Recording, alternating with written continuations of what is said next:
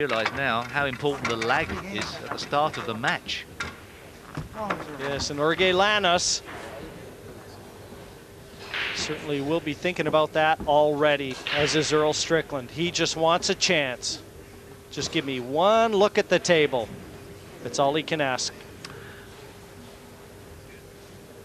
You know, when you come to the table and you need one more rack to win, Jim, and you're playing in something like the Mosconi Cup or in one of these massive tournaments that we play and we see now, Jorge Llanos is desperate for a good break and a good split of the balls.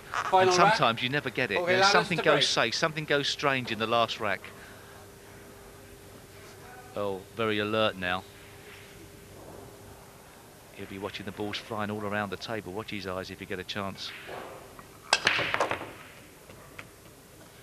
Well, he's hit another good break off. And I don't know, has he got a path through to the one? I don't think he does, Steve. So often, when you want it most, you don't get it. And I don't think he's got to play a push. He's got to play a push. Unless he could perhaps, I don't think he can, thin snick the one on the right-hand side, play a safety across the table, but I don't think it's on. He's got to be careful, too. He's looking up at the table.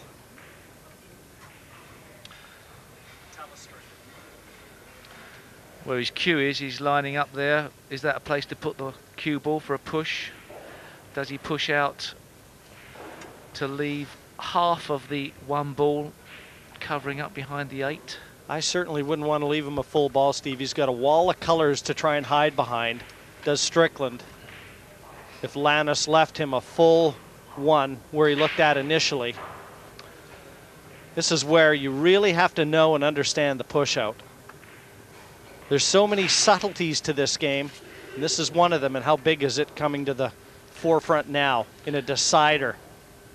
In a situation like this, it would be nice to perhaps tie up a couple of balls, but there isn't really any way of doing that. You know, you might like perhaps put the 2 close to the 3 or something like that, but there wasn't a shot for that. And he's left it on that side cushion. It looks like Earl has got lots of opportunities. He's left him a lot of that ball to be able to see.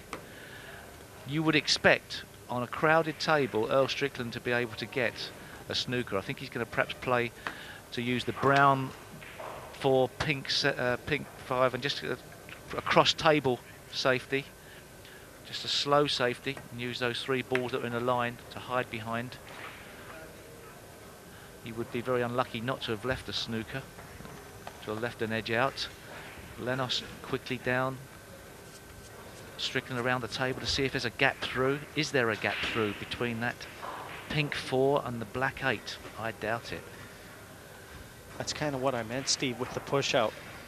It was such a difficult push, wasn't it? Because he was always going to be leaving Strickland something to attack with. And there may be a gap between these colors. How about that? That's very important for Llanos.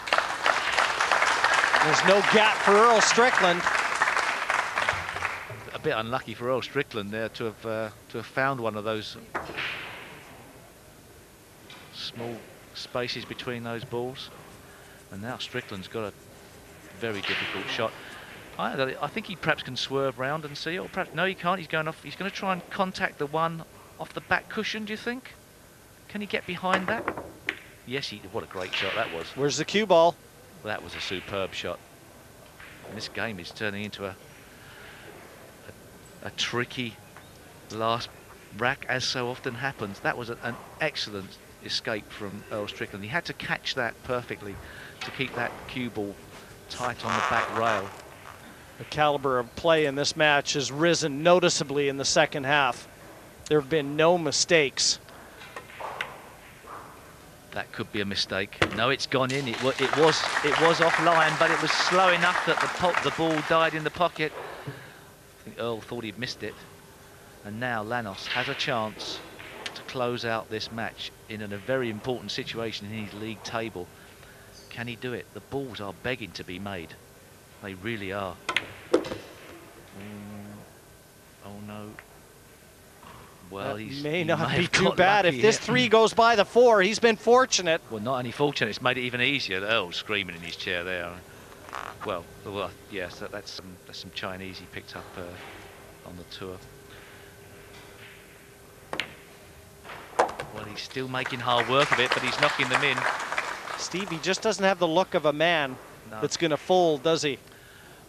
Oh, I don't know. Jury's out at the moment. I'm not sure.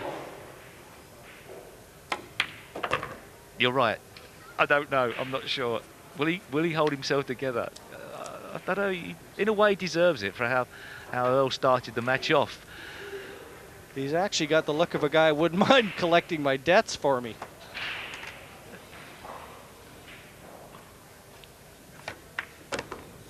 Well, this is really the big shot here, isn't it? Yeah, and I think he's got a nice angle just to roll through for the 8.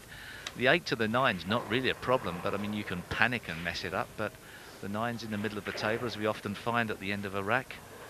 He's just got to hold himself together for 3 balls that in practice would be a doddle. He's shaking a bit on the shot. It's understandable, but he's left himself fairly straight on this shot. He would have liked perhaps to have been a bit straighter to draw it back up the table. Earl, I think, knows he's out. I don't know what Earl's thinking. Llanos, very close to a big victory. Well, no one could have foreseen this.